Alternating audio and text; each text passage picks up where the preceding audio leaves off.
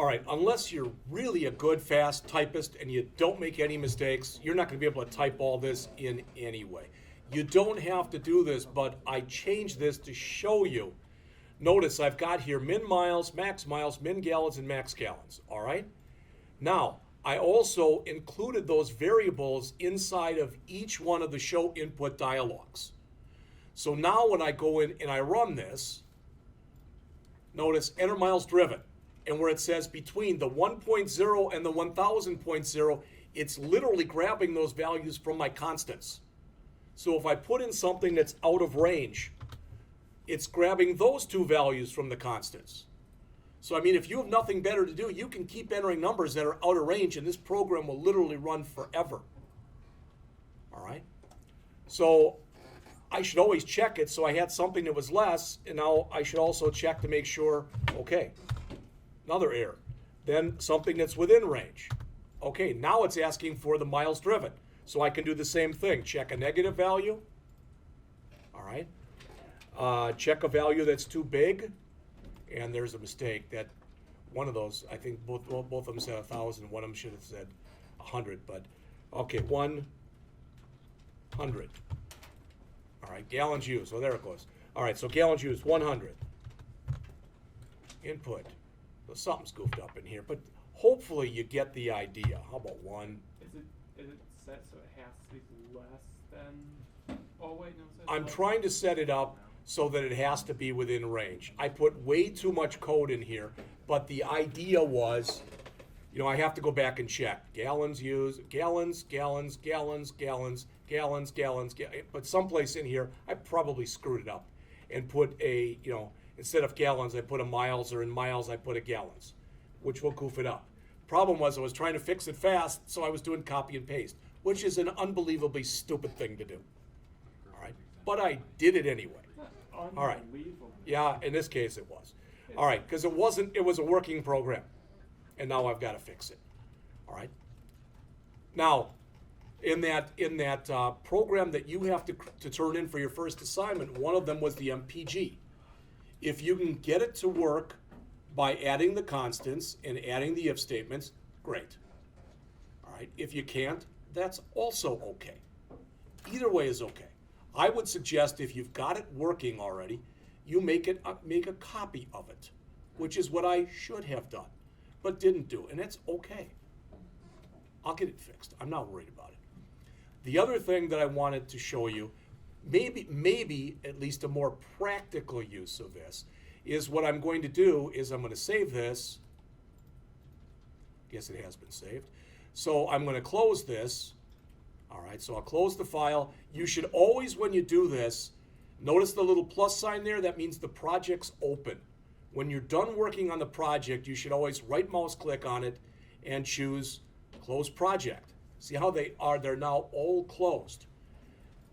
It doesn't happen often, but I think John would concur on this, that Eclipse occasionally, if you've got a lot of files open in a lot of different projects, it can get confused.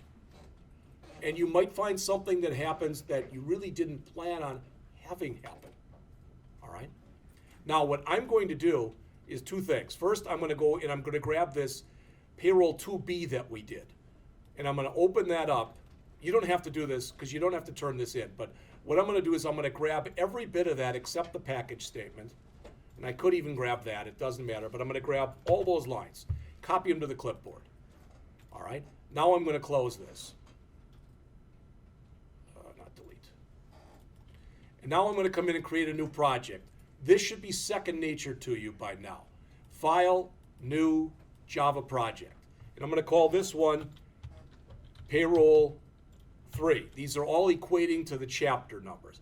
Clicking the Finish button, that created that.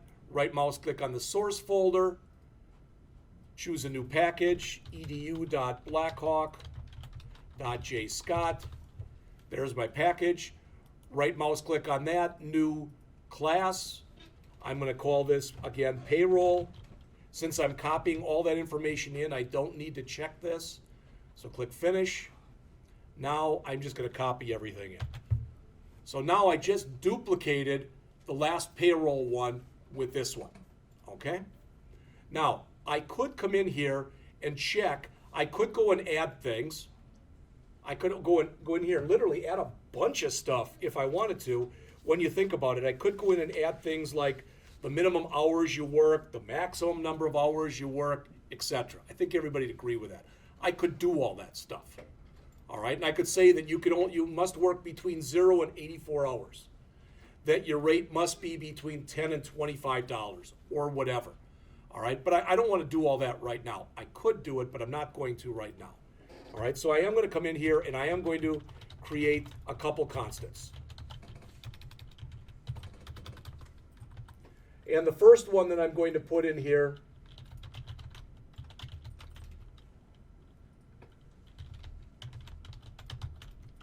I'm going to call it max non-OT. And I'm going to set that equal to 40. Does that make sense to people looking at that what I'm saying there is with that thing that's right there, I got an invalid modifier, okay, and you remove it, that's fine. Okay, so final double, max non-OT. That's going to be the most number of hours that I can work without getting any overtime. Does that make sense to everybody? All right. Then I'm going to also come in and say final double OT rate, and I'm going to set that equal to 1.5, time and a half. And I realize it's different. You might work at a place where overtime you get double time or whatever. All right. Back in the days, again, I'm dating myself here, but back in the days, I worked for Kohl's Food Stores. And we actually, for holidays, we got triple time. I ripped every single ligament in my ankle, but I had to work a week after that, and I was with a cast and everything else. I worked it. Why? Because at the time I was making $40 an hour doing that. All right. So I've got all that stuff. Now I'm going to assume in here that you knew how to put in the first name, the last name, and the hours. I'm just assuming. Again, I can add all that stuff. We can add that for the Chapter 4 stuff. But for right now, what I'm going to do is I want to come in and change this. And I'm going to say if hours less than or equal to max non-OT. In English, I'm saying if the number of hours you worked is less than or equal to 40, that's your gross. Does that make sense? It's straight time. All right? But I'm going to put an else in here. And there's many ways I can do this. I'm going to do it all as one big line. So think about what I want to do. I want to take my 40 hours a week and I want to multiply that by whatever my rate is. That's going to be on that. So this right here, that's going to be my straight time. Then I want to add to that my overtime hours, and I want to multiply that by 1.5. Does that all make sense? All right. So let's say that I worked 50 hours. Well, if all we did was pay people straight time all the time, like Blackhawk does, they don't care if you work 40 hours or 168. They will pay you the same thing. All right? But when I do this, to figure out my overtime hours, what is it? Well, it'll be my hours minus 40. That's my overtime hours, correct? So if I work 50 hours, it'll be the hours I worked, which will be 50 minus 40. Okay? But I'm not going to use the number 40 in there ever because I've got a constant that holds the number 40. Okay? And again, the reason that that's important is maybe later, maybe we're a union shop and we get it so anything you work over 35 is overtime. So now all I have to do is change that 40 up above to a 35. Otherwise, I've got to go in and look through my program, and if the program's big enough, there could be hundreds of lines. You say, well, just do a copy and replace. Be real leery when you're ever working in any programming language of ever doing a search and replace. That's about the dumbest thing that you can do, because there's a good chance somebody else, especially if it's other code that other people have written, because I've done it. All right, I've screwed up other people's code. That's a good way to not make friends, but to meet new people. All right, not always under the best of circumstances. All right, so I'm going to write it like this. Gross equals rate times max non-OT. So that's my straight time right there. plus, now I'm going to hit enter because I'm going to run out of room otherwise. Hours minus max non-OT times rate times the overtime rate. And it's real easy to check and see if I did it correctly. And I'm going to use the example that I just showed you. So it's going to come up and say, how many hours did you work? I'm going to say 50. And it's going to say, how much did you make? And I'm going to say 10. Previously, it would have said we made $500, 50 times 10. But now it's going to say gross is the rate, which is 10, times max non-OT, which is 40. So that's the first part that you see right here. Then we want to add to that the hours that we worked, which was 50, minus max non-OT, which is 40. And we want to multiply that by the rate, which was 10, by the OT rate, which is 1.5. That's what we're doing. So I worked 10 hours of overtime, and my overtime rate at time and a half should be $15 an hour. So I should make $400 for my straight time and $150 for my overtime. So I should make a total of $550 if my equation that I put in here is correct. So I'm going to do a file, save all, and try to run it and see if indeed it is correct.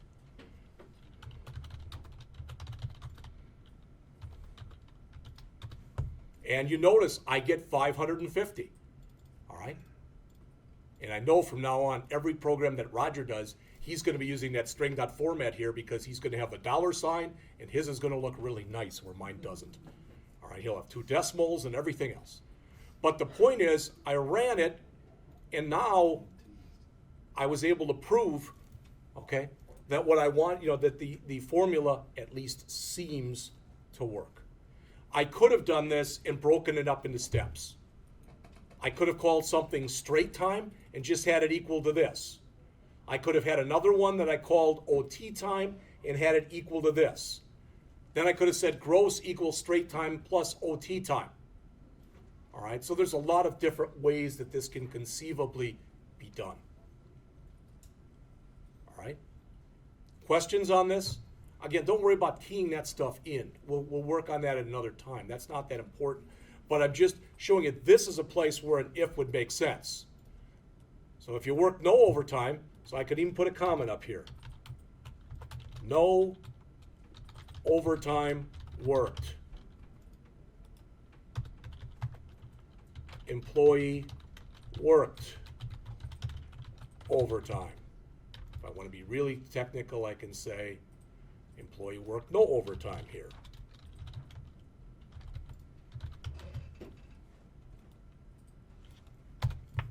All right, so there's the straight time calculation and the overtime calculation. Any questions on that? All right, then what I'm going to do, it's the last thing for today, is I'm going to show you what your first assignment is. When I say first assignment, I mean one you're doing this one by yourselves. All right? So I've already, do I have the book open still? Yes, I do. Good.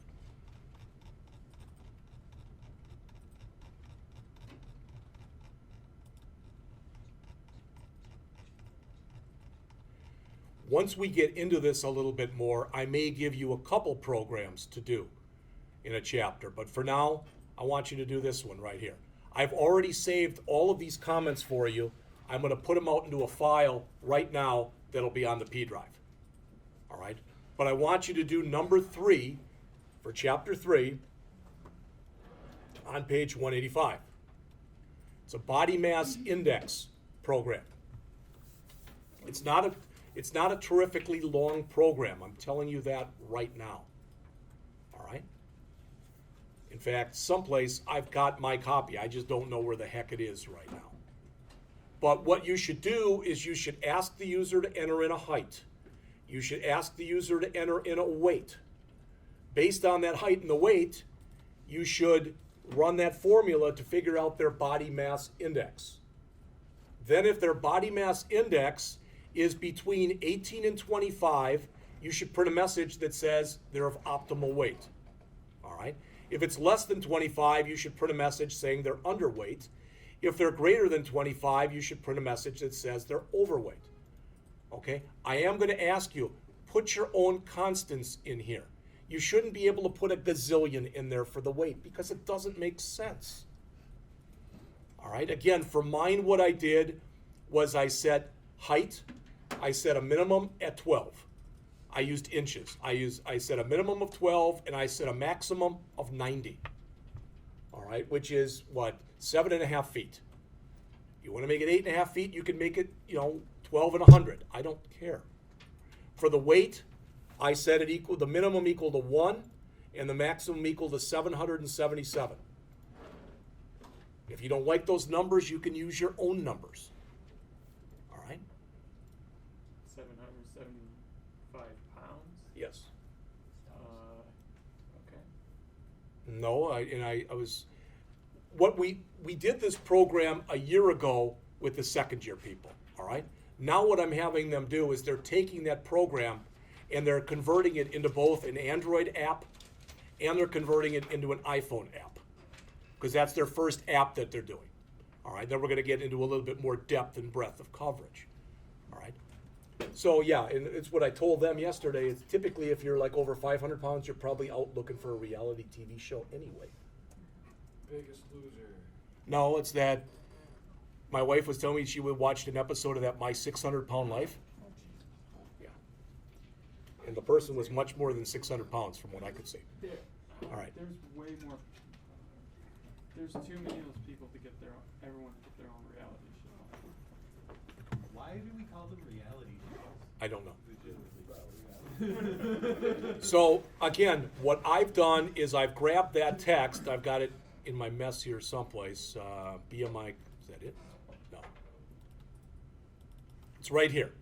And I will put this out on the P drive right now, and I will put it out on Blackboard. I'd like you to copy this and stick it at the top of your program because putting a prologue there makes your program look a little bit more professional. And if you don't like it there, you've got the little plus sign right next to it, and if you click that, it just collapses it down into one line. All right? But again, I put the things in there. Inches, 12 to 90, use constants. Hear that? Use constants. All right? I don't care if you call them min height, max weight, something like that would be fine. All right? And pounds, same kind of thing. All right? Now, I even put the formula in there for you. You can, if you want to, you can say height times height. Don't do that if you're a professional programmer because it looks amateurish. What this is doing is it's saying, call the Java math class, call its power function, pass it height, and square it. All right? And I put that in because that's the way you should do it. All right? So the program should use input dialogues, unless, again, because a couple of you asked me that last time, if you've got your heart set on doing it the other way from the command line, you can do that. I don't know why you'd want to, but you can. Okay?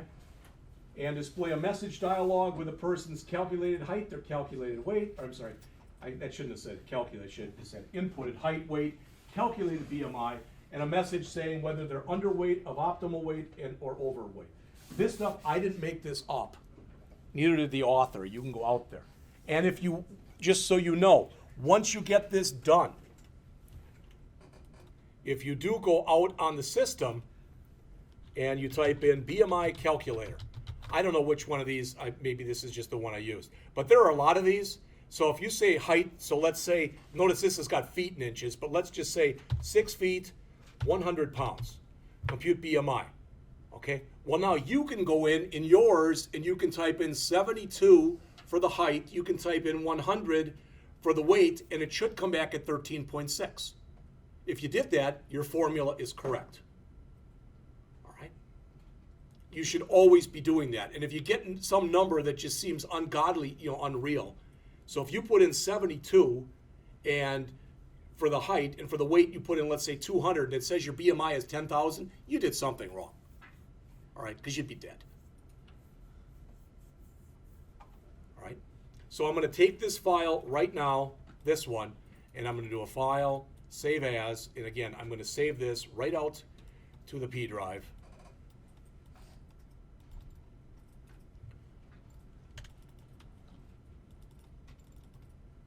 And we'll put it under homework.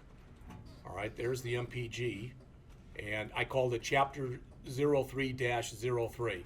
So there it is. It's out there now. I will copy it to Blackboard in just a minute. When's that due? Okay, the question is, when is that due? You will have lab all next week to work on it, just so you know that. That's probably more time than you'll need. Some of you, especially those of you who pretty much catch on, maybe could do it today. So that we're gonna have 2 lab periods. Yes, you are. So if we get it. If you get it done before and you don't show up next week, but if yours is done and in your completed folder, you're here. You're still welcome to come here. This is your lab. But if we get it done before then, is the lab time optional? Yes, Okay. And we're considered here if we get it done before yes. that. As long as it's in your completed folder. All Yes. right. Starting in Chapter 4, you're going to get 2 programs to work on, and you'll still get a week to work on them. Some people can't, love to work at home and can get stuff done there. Other people hate to work at home and get more stuff done here. I'm trying to be as accommodating as I can to both groups of people. We're now through 3 chapters.